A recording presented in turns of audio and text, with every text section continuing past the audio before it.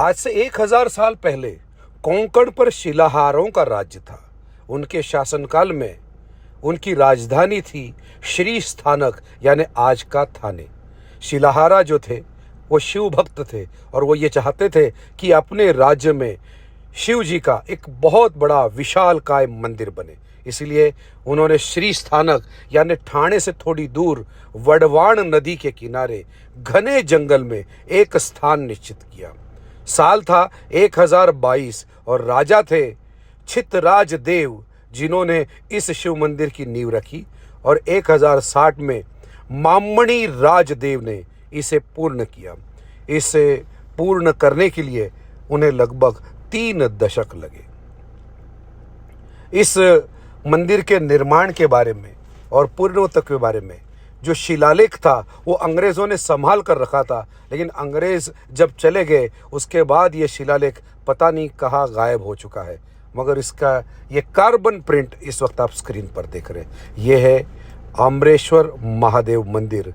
अमरेश्वर में अंबर यानी आसमान और ईश्वर, अमरेश्वर महादेव बाद में बना अंबरनाथ मंदिर, जिसे आज इस वक्त आप स्क्रीन पर देख रहे हैं। ये मंदिर यूनेस्को के 218 वर्ल्ड हेरिटेज साइट में इंक्लूडेड है और महाराष्ट्र का ये इकलौता भूमिज मंदिर है। अब ये भूमिज मंदिर क्या होता है कि एक पत्थर के ऊपर दूसरा पत्थर रच के इस मंदिर को कार्व किया गया है, या फिर मराठी में कहे तो मजल्या मजल्यांस मंदिर, इसे भूमिज मंदिर कहा जाता है, जो कि बहुत रेयर बात होती है। इस मंदिर के दीवारों पर आप न जाने कितनी सारी आकर्षक बहुत ही कलात्मक कलाकृतियाँ कार्व की हुई देख सकते हैं। ब्रह्मा के न जाने कितने सारे रूप, विष्णु के अवतार, शिव के अलग अलग रूप, पार्वती विवाह से पहले और विवाह के बाद, गणेश जी, हरिहर, नरकासुर, महिषासुर मर्दिनी, जैसे न जाने कितने सारे अद्भुत मूर्तियां आप यहाँ पर देख सकते हैं। गर्भगृह की एंट्री में है भारवाहक, जो मंदिर के संरचना को अपने कंधे पे उठाता है, और कीर्तिमुख। अब ये कीर्तिमुख क्या होता है? जब भी कोई आसुर तकलीफ देने लगता है तो शिव जी किसी को अवतार लेने बोलते थे, तो ऐसे ही किसी राक्षस को सजा देने के लिए या फिर उसका खात्मा करने के लिए कीर्तिमुख का निर्माण किया गया था। लेकिन उस राक्षस ने शिव जी की तपश्चर्या की और उसके बाद शिव जी ने उसे माफ़ भी किया। तब कीर्तिमुख ने कहा कि मेरा जन्म तो इसे ख़त्म करने के लिए हुआ था, तो आपने उसे माफ़ कर दिया, तो अब मैं क्या करूं? मुझे तो भूख लगी, मुझे कुछ खाना पड़ेगा। तो शिव जी ने कहा कि अब तुम अपने आप को खाना शुरू करो। तो उसने अपने पहले हाथ खाए, पैर खाए, अपना शरीर पूरा खा गया, सिर्फ उसका मुख बाकी रह गया। अब उसने शिव जी से कहा अब मैं क्या करूं? मैं अपने मुख को तो नहीं खा सकता हूं। तो शिव जी ने कहा एक काम करो, मैं तुम्हें स्थापित करता हूँ मंदिरों की सीढ़ियों पर, यानी जब भी कोई मंदिर में हम चढ़ते हैं तो जहाँ से भक्तगण ऊपर चढ़ते रहते, वहाँ पर उसे स्थापित किया और कहा कि यहाँ पर बैठकर अब आने जाने वाले सभी भक्तों के पाप तुम खाया करो। तब से कीर्तिमुख का स्थान ऐसे मंदिर के एंट्री में स्टेप्स के पास निश्चित हो गया।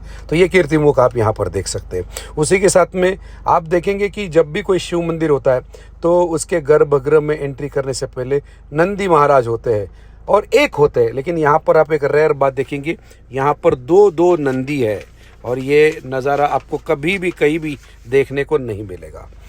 ये शिवलिंग पांडवों ने स्थापित किया था, ऐसा भी कहा जाता है। इसे पांडव मंदिर भी कहा जाता है, मगर ये मंदिर डेफिनेटली 11वीं सेंचुरी में ही बना होगा, इसका एक सबूत है, क्योंकि इस कार्विंग्स में इतनी सारी मूर्तियां जो कार्व की गई है, इसमें आप देखेंगे कि ये है एक अरब और उसके साथ में है 3 भेड़।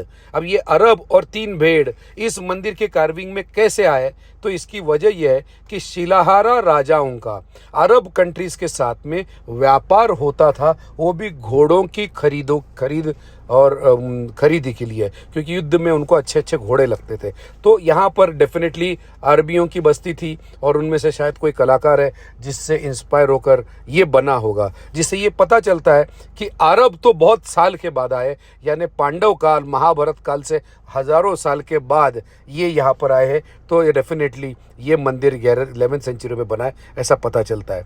इस हेरिटेज मंदिर के बारे में अगर आपको और जानकारी चाहिए तो मेधा कारखानिश जी है जो हेरिटेज वॉक रखती है, जिनके कॉन्टैक्ट का डिटेल मैंने कमेंट में पिन किया हुआ है, आप उनसे कांटेक्ट करके हेरिटेज वॉक ले सकते हैं।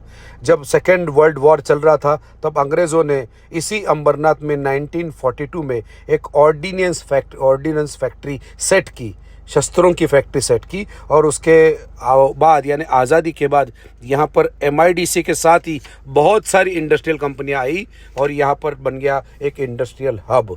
मगर यहाँ ये जो रास्ता है यानी ठाणे से लेकर बदलापुर के बीच में ऑलरेडी रेलवे लाइन तो 1877 में डाल दी गई थी, मगर यहाँ पर क्या था, यहाँ पर सिर्फ गुड्स ट्रेन्स रुकती थी, उनका एक स्टॉप हुआ करता था एंड ऑन रिकॉर्ड इस स्टॉप का नाम था हाला गेट। अब ये हाला गेट ये नाम कहाँ से आया, तो ये नाम आया है हाल्याचा पाड़ा इस बस्ती के नाम की वजह से, क्योंकि उस समय जब ये स्टॉप बना था तब आसपास सिर्फ एक ही बस्ती हुआ करती थी जिसका नाम था हाल्याचा पाड़ा। इवेंचुअली जब रेलवे स्टेशन बना तो इस स्टेशन का नाम अंबरनाथ के इस मंदिर की वजह से रखा गया अंबरनाथ। Thank you.